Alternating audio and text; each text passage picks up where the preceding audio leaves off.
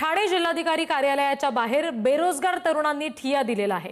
पोलिसांनी परवानगी नाकारलेली असून सुद्धा तरुणांनी मात्र आंदोलन सुरू केलेलं आहे असं समजतंय। एक महत्त्वाची बातमी या क्षणाची आपण बघतोय। अरे हमारी मांगे पूरी करो, वरना कुर्सी खाली करो। अरे हमारी मांगे पूरी करो, वरना कुर्सी खाली करो। आणखी तपशील घेऊयात। प्रतिनिधी निकेश शार्दूल आपल्याशी जोडले गेलेले आहेत त्यांच्याकडून। निकेश, आता या आंदोलन स्थळावर मोठी गर्दी आहे, सगळे बेरोजगार तरुण इथे आले, जोरदार घोषणा देत आहेत, काय नेमकं या सगळ्या संदर्भात आणखी तपशील? हे मुख्यमंत्री असताना त्यांनी युवा रोजगार प्रशिक्षण योजना राबवलेली होती आणि या योजनेअंतर्गत लाखो तरुणांनी त्याचा सहभाग घेतलेला होता, रोजगाराचं प्रशिक्षण घेतलेलं होतं। मात्र अजूनही राज्यातल्या लाखो तरुणांना नोकऱ्या नाहीये, तरुणांवरती बेरोजगाराची वेळ आलेली आहे। यामुळे हे सर्व तरुण जे आहेत ते आक्रमक झालेले आहेत। त्यांनी एकनाथ शिंदे यांच्या विरोधात मोठं आंदोलन जे आहे ते उभं केलेलं आहे।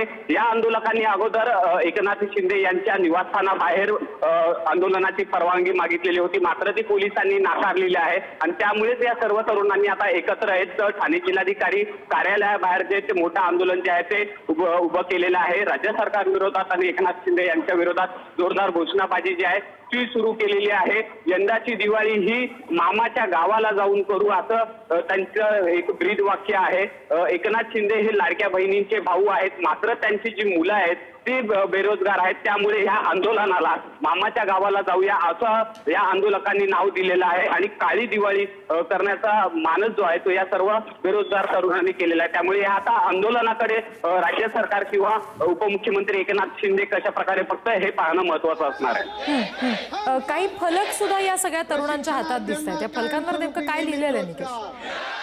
नक्कीच आपण जर पाहिलं तर या सर्व फलकांवरती रोजगारांची जे काही स्वप्न राज्य सरकारने दाखवलेली होती, ज्या बेरोजगार प्रशिक्षण योजनेच्या माध्यमातून दाखवलेली होती, या योजनेतनं लाखो तरुणांनी प्रशिक्षण घेतलं, मात्र ज्या ज्या पद्धतीचं प्रशिक्षण दिलं गेलं त्या प्रकारचे रोजगार जे आहेत ते राज्य सरकारने उपलब्ध करून दिल्या नसल्यामुळे हा सर्व सरकारच्या विरोधात रोज जो आहे तो या सर्व बेरोजगार तरुणांनी व्यक्त केलेल्या या फलकांच्या माध्यमातून पाहायला मिळतोय।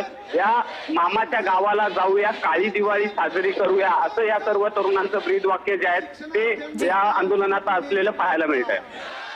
धन्यवाद निकेश सगळ्या माहितीसाठी। असा कसा देत नाही